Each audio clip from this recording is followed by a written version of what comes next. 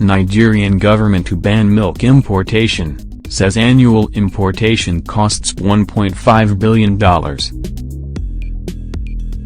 Godwin Emefiele, governor of the Central Bank of Nigeria, CBN, said shortly after the Monetary Policy Committee, MPC, meeting Tuesday that the government would soon place restrictions on the importation of milk into the country.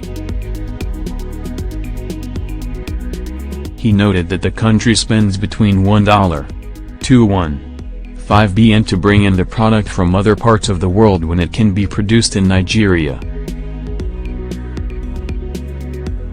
The monetary policy boss, who is serving a second term in office, said, "We have cows. If the cows are positioned in places without roaming around and they are given water to drink and grass to eat, they will be able to produce quality milk."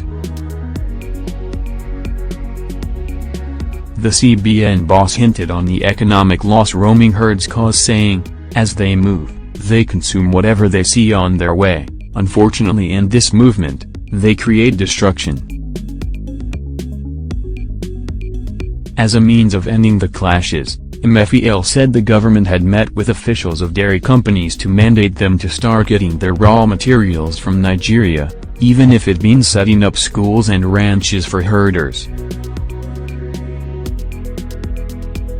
"We have met with some milk-producing companies almost 3 times in Lagos for them to begin backward integration and bring their investments to Nigeria and begin production here in this country. An average cow in Nigeria is said to produce a liter of milk at its peak. The private sector has already begun to help the country develop its dairy industry." Fresland Campina, owners of the Peak Milk brand, said since their dairy development program started, they have worked with 3,500 farmers across 5 milk collection centers. The company also noted in a visit to Vice President Yemi Osinbajo on September 2018 that they would invest a further negation $23 million and settle 500 herders. The company, however, lamented the absence of incentives to encourage such investments.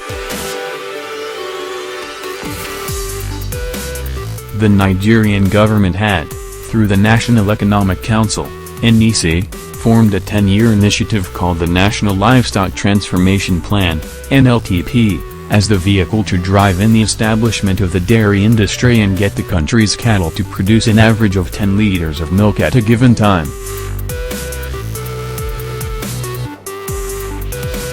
It has, however, shown a lack of interest in implementing this policy, as one of the 10 years went by without any defined step.